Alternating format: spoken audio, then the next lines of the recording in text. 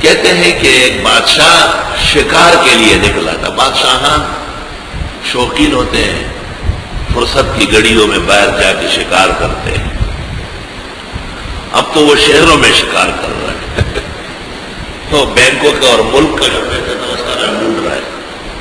پہلے والے بادشاہ امانت دار، دیانتدار، عفیف، پاک دامن ہوتے تھے.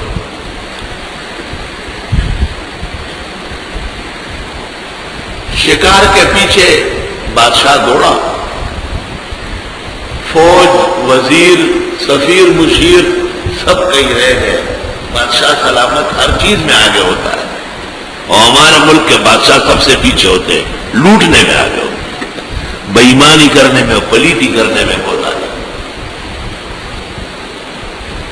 بادشاہ نے پیچھے مڑ کے دیکھا، کوئی نہیں، نہ کوئی فوجی ہے، نہ وزیر ہے، طرح طرح. بادشاہ گھوڑے پر سوار آگے نکل گیا.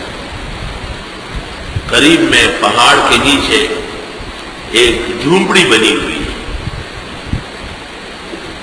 اس زمانے میں بزرگان دین جنگل اور دشتوں میں جا کے جھونپڑیاں بنا کے اللہ کی عبادت کرتے تھے.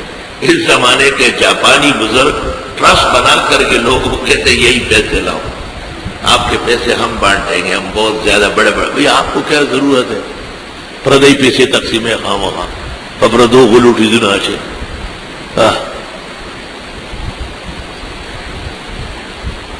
یہ فرق آ گیا زمانے. بادشاہ سلامت اندر گئے، فقیر کو سلام دیا، فقیر نے والے کو سلام. بادشاہ سلامت کا اکرام شروع کر دیا. ارے تشریف رکھے. مٹکے میں رات کا باسی ٹھنڈا پانی تھا. قلندر نے ایک جام بھر کے بادشاہ کو پلایا. بادشاہ بہت پریشان تھا، کافی دیر کا دوڑا ہوا تھا، پیاس لگی تھی، پیا، پھر ایک اور پیا، ایک اور پیا. اتنے میں لشکر پہنچ گئے پیچھے سے. وزراء، سفراء، بڑے بڑے مندوبی، درباری لوگ، لشکر کے لشکر آ گئے. بادشاہ نے قلندر کو کہا، اس فقیر کو، کہ یہ سامنے جو شہر ہے یہ میرا ہے، میں اس کا مالک اور بادشاہ ہوں، کبھی وہاں آئیے، سب کچھ ملے گا. فقیر نے کہا دیکھا جائے گا. ماہیچ نہ دارے مغمے پیچ نہ دارے لنگے زیر لنگے کے بالا نے غمے دزد نے غمے کالا. ایک بادشاہ نے ملنگ سے پوچھا آپ میری خوشامد کیوں نہیں کرتے، آپ میرے سامنے بھوکا کیوں نہیں بنتے؟ اس نے کہا میں نے اپنے پیٹ کو چھوٹا رکھا ہے، اتنے سا ٹکڑا ملتا ہے وہ کھا جاتا ہوں 2-3 دن میں، مجھے کسی کی خوشامد کرنے کی کیا ضرورت ہے؟ تو شیخ سعدی ان کی طرف سے کہتا ہے ہر کے نام از عمل خویش پرت منت حاتم تعین پرت. یہ جو پیٹ بہت بڑے ہو جاتے ہیں نا، اس میں پھر پوری کراچی، تمام زمینیں، اسلام آباد کے پلاٹ، وزارتیں سب اندر آ رہی ہے. وہ پیٹ ہے، کیا تماشا ہے، اوباما کا بکسا ہے، سب اس میں آ رہا ہے. پیٹ چھوٹا ہونا بہت ضروری ہے. ہر کے نان از عمل خویش خورت منت حاتم تعین برت. آہا کیا بات ہے. بادشاہ سلامت تمام لشکروں کے شہر کی طرف واپس ہو گئے. کئی مہینہ، 2 مہینے، 3-4 مہینے گزرنے کے بعد ملنگ بادشاہ اپنے کسی کام سے شہر گیا.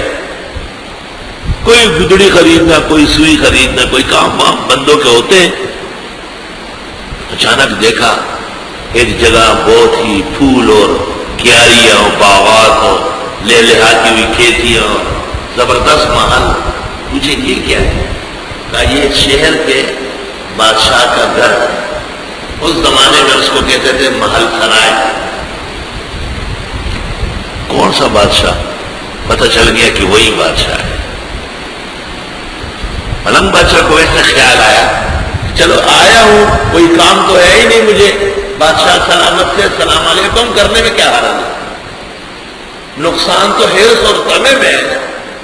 تو گیٹ پہ جو لوگ کھڑے تھے ان کو کہا کہ بادشاہ سلامت کو کہے کہ جنگل سے ایک ملنگ آیا ہے، قلندر آیا ہے، انہوں نے کہا یار تو بادشاہ ملنے آتے ہیں اور پہلے سے وقت طے ہوتا ہے. اس نے کہا آپ کہہ دیں اگر بادشاہ نے نہیں بلایا تو میں جا رہا ہوں.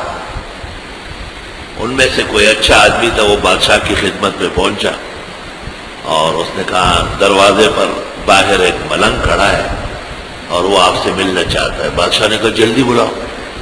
نیک بادشاہ تھا، رحم دل، مخلص محسن مزاج، فوراً لے آؤ، وہ تو میرا خاص دوست ہے. تمام حوالہ آگے تو قلندر بادشاہ کو کہا چلے. بادشاہ سلامت نے بغیر روک ٹوک کے اجازت دی ہے کہ آپ آئے. قلندر بادشاہ جس وقت اندر داخل ہوا محل سرائے میں، بادشاہ اپنے شاہی جاہ و جلال کے تخت سے نیچے اترا ہوا تھا اور مصلی قبلہ رخ بچھا ہوا تھا اور نماز پڑھ کر کے اس کے بعد دعا مانگ رہے تھے. نمازوں کے بعد دعا مانگنا 1400 سال سے محفوظ عمل ہے. جب دعا سے فارغ ہوئے، ملنگ بادشاہ کے لیے اٹھے، بغل گیر ہوئے، بہت خوشی ظاہر کی، شکریہ ادا کیا آنے کا، اور تواضع علیہ سلیک کے بعد کہا کہ مانگے جو مانگنا ہو، جو مانگنا ہو مانگ.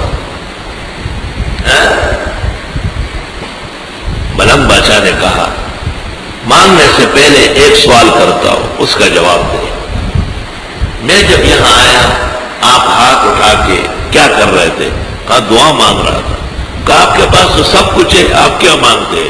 کہا ملنگ بادشاہ اپنی خیر، بال بچوں کی، سلطنت کی، دشمنوں پر فتح ہونا، کہیں شکست نہ کھانا، ملک میں بغاوت کا نہ ہونا، فوج اور درباریوں کا وفادار رہنا، ان سب کے لیے ہر لمحہ دعائیں مانگی جاتی ہے. تو ملنگ بادشاہ صحیح معنوں میں ملنگ بادشاہ تھے. انہوں نے کہا کوئی بادشاہ ایسا بھی ہے جس کے سامنے بادشاہ محتاج ہے تو پھر میں اس سے مانگوں گا جس سے بادشاہان مانگتے ہیں، ایسے سے نہیں مانگوں گا جو خود محتاج ہوتا ہے. ایاک نعبد